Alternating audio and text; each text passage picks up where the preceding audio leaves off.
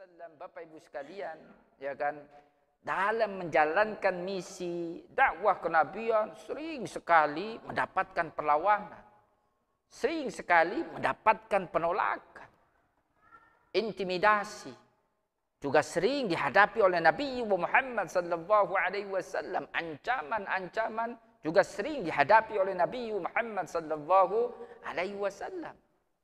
Tidak banyak yang mau mengimani Nabi Muhammad sallallahu alaihi wasallam di awal masa kenabiannya. Maka sedih Nabi Muhammad sallallahu alaihi wasallam ketika melihat respon negatif yang diperlihatkan oleh umat beliau. Maka sering sekali ketika Nabi Muhammad sallallahu alaihi wasallam larut dalam kesedihan, ayat demi ayat Allah Subhanahu wa taala perintahkan malaikat Jibril untuk menurunkannya kepada Nabi Muhammad sallallahu alaihi wasallam. Sabar Muhammad.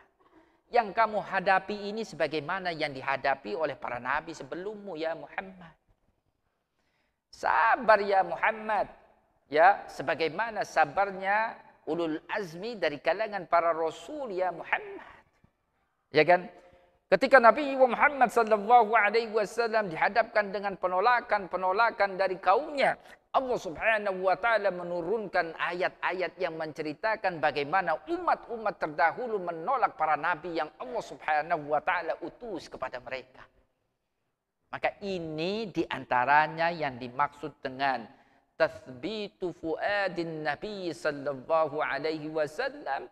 Allah Subhanahu wa taala menurunkan Al-Qur'an secara berangsur-angsur untuk meneguhkan hati Nabi Muhammad sallallahu alaihi wasallam. Ya kan? Jadi kalau larut dalam kesedihan, Allah turunkan ayat, hilang itu kesedihan dari Nabi Muhammad sallallahu alaihi wasallam. Nabi Muhammad dalam kebingungan, yang benar ini mana?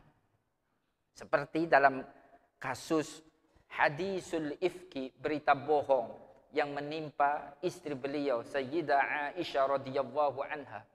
Bingung Nabi Muhammad sallallahu alaihi wasallam antara percaya tidak percaya berkaitan dengan berita bohong yang itu sempat viral itu di kota Madinah.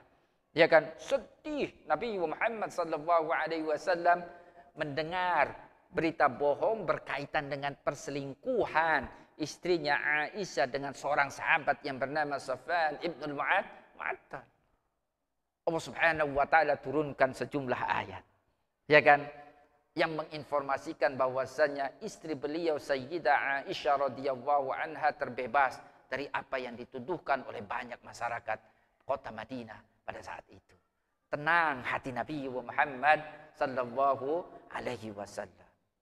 Ya, belum lagi berkaitan dengan ayat-ayat yang diturunkan kepada Nabi Muhammad sallallahu alaihi wasallam yang itu merupakan janji-janji baik Allah Subhanahu wa taala, berita-berita baik, berita-berita gembira yang sebelum kejadiannya sudah diinformasikan kepada Nabi Muhammad sallallahu alaihi wasallam.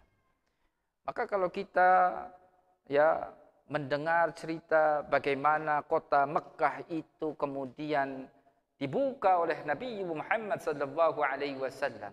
Sebelum kota Mekkah itu dibuka, sebelum itu Allah Subhanahu wa taala sudah menurunkan ayat kepada Nabi Muhammad sallallahu alaihi wasallam.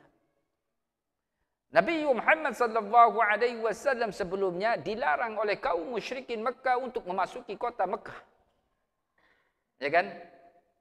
Walaupun niatan Nabi hanya untuk menjalankan umrah, tidak untuk memerangi mereka.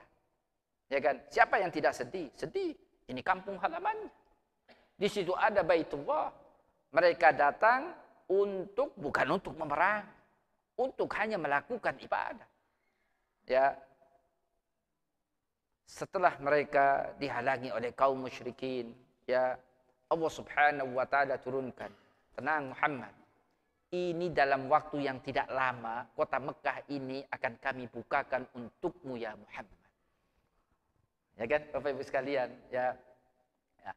Ini yang dimaksud dengan tathbitu fuadin Nabi, meneguhkan hati Nabi, ya, Karena alasan ini diantaranya Allah subhanahu wa ta'ala menurunkan ini Al-Quran kepada Nabi Muhammad sallallahu alaihi wasallam secara berangsur-angsur.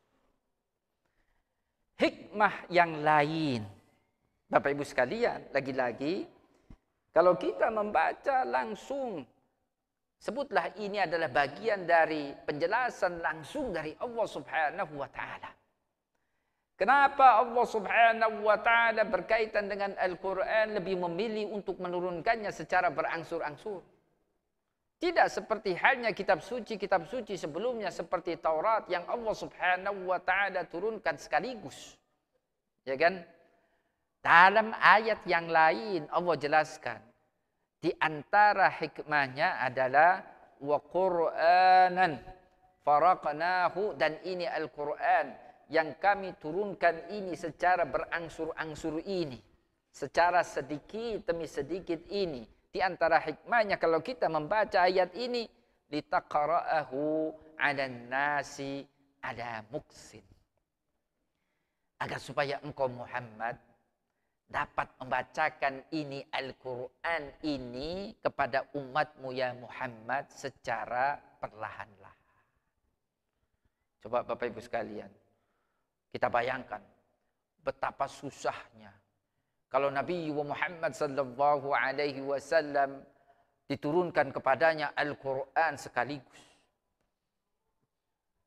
30 juz yang terdiri dari sekian ribu ayat sekaligus diturunkan oleh malaikat Jibril kepada Nabi Muhammad dan sekaligus untuk kemudian disampaikan agar disampaikan kepada umat Nabi Muhammad sallallahu alaihi wasallam. Karena konsekuensi dari Al-Quran ketika sudah diturunkan ke bumi itu kan harus diamalkan. Ya kan? Nah, konsekuensinya, resikonya dari Al-Quran ketika sudah diturunkan ke bumi itu harus diamalkan. Betapa sulitnya Al-Quran ini untuk diamalkan. Kalau dalam satu waktu, sebutlah dari awal masa kenabian, Al-Quran ini diturunkan sekaligus kepada Nabi Muhammad sallallahu alaihi wasallam. Ya kan, Bapak Ibu sekalian? Ya. Untuk mendokumentasikan, menulis Al-Quran saja pada saat itu tidak mudah. Jumlah orang yang bisa membaca dan menulis pada saat Al-Quran itu diturunkan, itu jumlahnya itu sangat terbatas sekali. Nabi Muhammad SAW termasuk yang tidak membaca dan tidak menulis. Sebagaimana umat Nabi Muhammad SAW pada saat itu mayoritas mereka pun tidak membaca dan tidak menulis.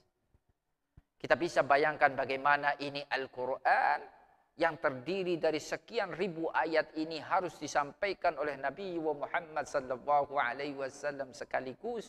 Bagaimana ini Al-Quran yang terdiri dari sekian ribu ayat ini harus ditulis sekaligus. Berangsur-angsur saja Al-Quran itu diturunkan, ya kan? Al-Quran itu didokumentasikan itu dalam banyak media yang berbeda. Ya kan? Sebagian ditulis di pelepah korma, ya kan? Sebagian ditulis di kulit-kulit unta. Sebagian lagi ditulis di bebatuan. Itu Al-Quran, di saat Al-Quran diturunkan secara sedikit demi sedikit. Bagaimana ketika Al-Quran ini diturunkan sekaligus? Nabi Muhammad SAW tidak ada masalah. Karena apa? Allah mampu untuk menjadikan Nabi Muhammad, walaupun dia tidak membaca, tidak menulis, Allah mampu dan mudah bagi Allah untuk menjadikan Nabi Muhammad mampu untuk membaca, mampu untuk menguasai Al-Quran secara keseluruhan dalam waktu singkat. Tapi bagaimana dengan umat beliau? Bapak Ibu sekalian, Al-Quran walaupun ditulis dengan bahasa kaumnya Nabi Muhammad SAW, bahasa Arab, tidak semua orang Arab mereka secara serta-merta mereka ini memahami Al-Quran yang disampaikan oleh Nabi Muhammad. Kalau kita baca banyak riwayat, banyak juga para sahabat yang mereka salah dalam memahami Al-Quran yang disampaikan oleh Nabi Muhammad sallallahu alaihi wasallam. Makanya Allah subhanahu wa ta'ala lebih memilih untuk menurunkan Al-Quran ini secara berangsur-angsur. Berat Al-Quran ini ketika diturunkan untuk bisa diamalkan. Bapak Ibu sekalian. Allah tahu itu. Ya kan? Kita bisa membayangkan betapa beratnya Nabi Muhammad sallallahu alaihi wasallam menyampaikan firman-firman Allah dalam Al-Quran untuk kemudian dijalankan oleh umatnya ketika Al-Quran ini diturunkan dalam satu waktu. Karena kalau kita baca ayat-ayat Al-Quran, Bapak Ibu sekalian, kalau kita baca ayat-ayat Al-Quran, terkandung dalam firman-firman Allah yang ada dalam Al-Quran perintah untuk angkat senjata. Ya kan? Terkandung dalam Al-Quran itu kewajiban untuk menunaikan ibadah haji. Ya kan? Terkandung dalam Al-Quran perintah Allah subhanahu wa ta'ala untuk menjalankan ibadah puasa. Terkandung dalam Al-Quran perintah Allah subhanahu wa ta'ala untuk membayar zakat. Ya kan? Ayat-ayat seperti ini Bapak Ibu sekalian, kalau kita baca, kapan ayat-ayat seperti ini diturunkan kepada Nabi Muhammad, tidak diturunkan di awal masa kenabian. Jadi kalau kita baca ayat yang berbicara tentang kewajiban ibadah puasa, kutiba alaikumusiyam ini, ya kan? Itu baru diturunkan ketika Nabi Muhammad sallallahu alaihi wasallam sudah berhijrah ke kota Madinah. Paruh kedua dari kenabian. Ya kan? Setelah 13 tahun lebih Nabi Muhammad sallallahu alaihi wasallam diutus menjadi seorang nabi, baru itu turun ayat ya ayyuhalladzina amanu kutiba alaikumusiyam, kewajiban untuk menjalankan ibadah puasa Ramadan. Khudh min amwalihim shadaqatan tutahhiruhum wa tuzakkihim biha. Ayat yang berbicara tentang kewajiban mengeluarkan itu zakat itu pun baru turun setelah Nabi Muhammad sallallahu alaihi wasallam hijrah ke kota Madinah. Bapak Ibu sekalian, ya, walillahi 'alan nasi hajjul baiti.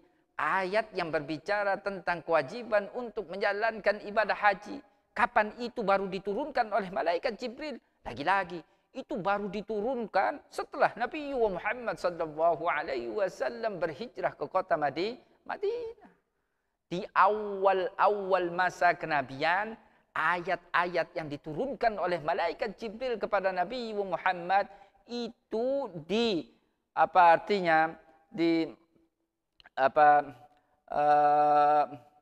ayat-ayat yang turun itu didominasi oleh ayat-ayat yang berbicara tentang keimanan, ayat-ayat yang berbicara tentang akidah, ayat-ayat seputar penguatan akidah dan keimanan.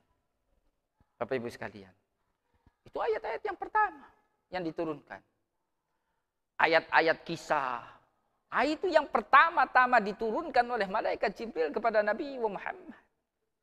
Penting iman itu harus ada. Makanya dari awal masa kenabian, ayat-ayat berbicara tentang penguatan keimanan itu yang diturunkan. Nabi Muhammad sallallahu alaihi wasallam agar supaya bisa berkaca dengan umat-umat terdahulu dan para nabi-nabi terdahulu, makanya ayat-ayat kisah itu yang pertama-tama diturunkan oleh malaikat Jibril kepada Nabi Muhammad sallallahu alaihi wasallam. Karena itu yang dibutuhkan pada saat itu, Bapak Ibu sekalian. Bahkan ya, ketika Al-Quran hendak menurunkan ayat yang ini mau menghilangkan satu penyakit masyarakat yang sudah sifatnya ini sudah sangat akut sekali. Sudah mendarah daging. Biasa dilakukan oleh masyarakat Arab jahiliyah. Al-Quran pun ketika hendak menurunkan ayat berkaitan dengan hal itu, Al-Quran tidak langsung mengharamkannya.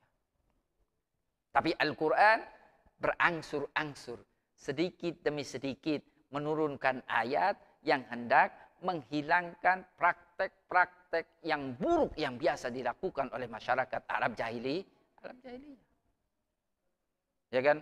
Makanya kalau kita baca ayat-ayat pengharaman khamr, tidak langsung ayat yang berbicara tentang innamal khamru wal maisir wal ansab wal azlamu rijsum min amali syaitani fajtanibu.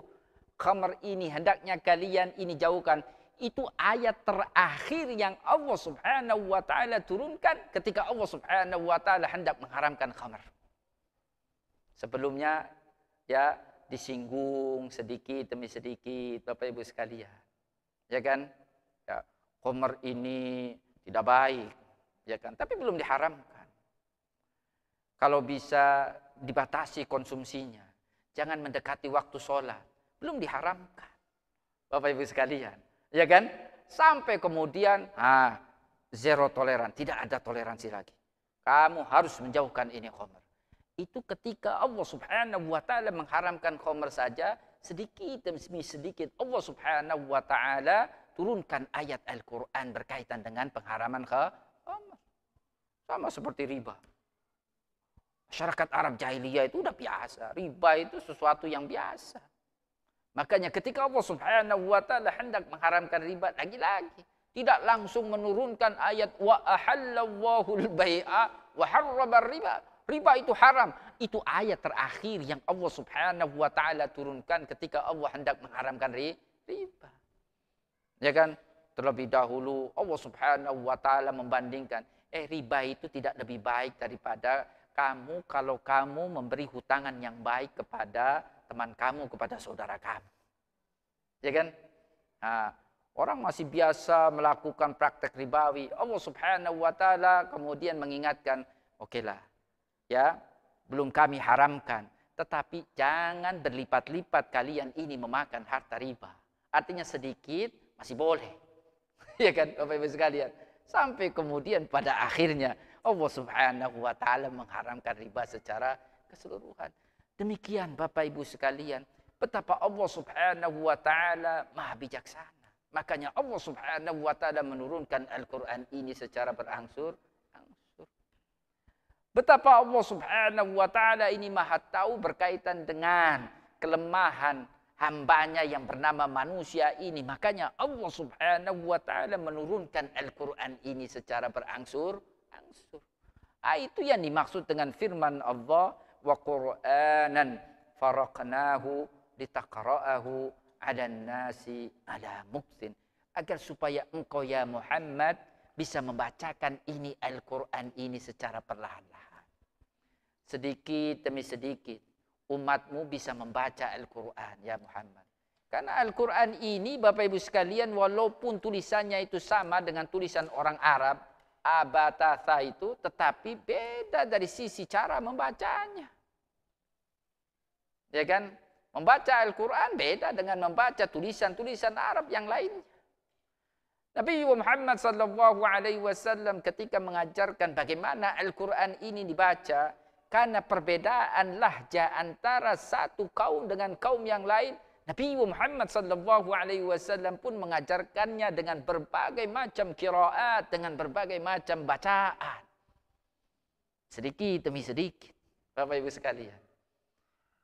Adanya keragaman dalam bacaan Al-Quran itu juga bagian dari karena Allah Subhanahu wa taala hendak memudahkan mereka dalam membaca Al-Quran. Bapak Ibu sekalian, ya kan, betapa sulitnya umat Nabi Muhammad ketika mereka keimanan belum kuat ada dalam diri mereka. Saat itu mereka diperintahkan untuk puasa Ramadan. Mereka diperintahkan untuk angkat senjata. Bagaimana mau angkat senjata? Mereka belum memiliki kekuatan. Makanya ayat-ayat yang memerintahkan untuk mengangkat senjata kepada mereka yang memerangi. Nah ini, kepada mereka yang memerangi, itu baru lagi-lagi diturunkan ketika Nabi Muhammad SAW sudah berhijrah ke kota Madinah dan sudah memiliki kekuatan yang cukup untuk melakukan perlawanan terhadap kedaliman. Makanya Bapak Ibu sekalian, ada hikmah, ada alasan. Tidak harus ya sama Al-Quran ini dengan kitab suci sebelumnya berkaitan dengan turunnya. Ya, Al-Quran Allah Subhanahu wa Ta'ala turunkan secara berangsur-angsur bukan karena ketidakmampuan Allah untuk menurunkan Al-Quran secara keseluruhan. Al-Quran sudah ada sebelum Allah Subhanahu wa Ta'ala perintahkan ini Al-Quran untuk diturunkan ke bumi. Diturunkannya Al-Quran secara berangsur-angsur. Kalau kita membaca penjelasan Allah Subhanahu wa Ta'ala di atas, ini lebih untuk kebaikan dan kemaslahatan nabinya dan umatnya, bukan karena ketidakmampuan Allah Subhanahu wa Ta'ala. Sehingga tidak ada alasan bagi kita kemudian untuk mempertanyakan dan meragukan Al-Quran hanya disebabkan karena Al-Quran diturunkan secara berangsur-angsur. Bapak Ibu sekalian, kurang lebih itu berkaitan dengan kisah bagaimana Al-Quran diturunkan. Hikmah di balik Al-Quran, Allah Subhanahu wa Ta'ala pilih untuk diturunkan secara berangsur-angsur. Mudah-mudahan dengan kita ya sudah tahu seputar kisah turunnya Al-Quran dan hikmah apa di balik Allah lebih memilih untuk menurunkan Al-Quran secara berangsur-angsur, kita lebih lebih bisa bersyukur kepada Allah Subhanahu wa Ta'ala.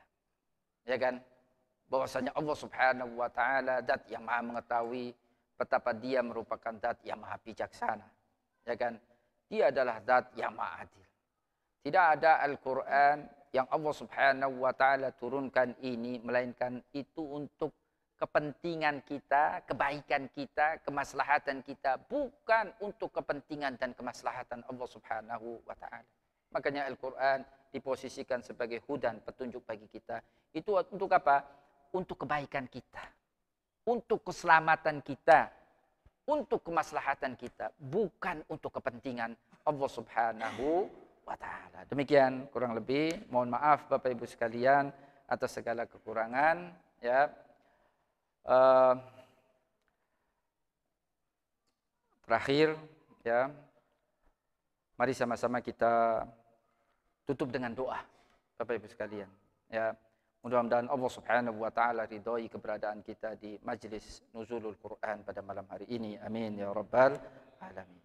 Mudah-mudahan Allah Subhanahu wa Ta'ala berikan kepada kita selalu hidayah taufik untuk bisa lebih dekat dengan Al-Quran. Amin ya rabbal alamin. Mudah-mudahan Al-Quran kelak akan memberikan syafaat kepada kita. Amin ya rabbal alamin. Allahumma ja'alil Qur'an al-azim rabi'a qulubina wa nura sudurina wa jala hazanina wa dhahaba humumina wa humumina birahmatika ya arhamar rahimin. Allahumma fahimna asrarul Qur'an wa waffiqna li khidmatihi fi kulli zamanin wa ad. Subhanaka la ilma lana illa ma 'allamtana innaka antal alimul hakim. Allahumma ij'alil Qur'an al-azim lana fid dunya qarina wa fil qabri mu'nisa fil qiyamati syafi'a wa 'ala as-sirati nura ومن النار سترا وحجابا وفي الجنة رفيقا وإلى الخيرات كلها دليلا وإماما بفضلك وكرمك يا أكرم الأكرمين ويا أرحم الراحمين. ربنا آتنا في الدنيا حسنة في الآخرة حسنة وقنا عذاب النار. سبحان ربك رب العزة عما يصفون وسلام على المرسلين والحمد لله رب العالمين. السلام عليكم ورحمة الله وبركاته.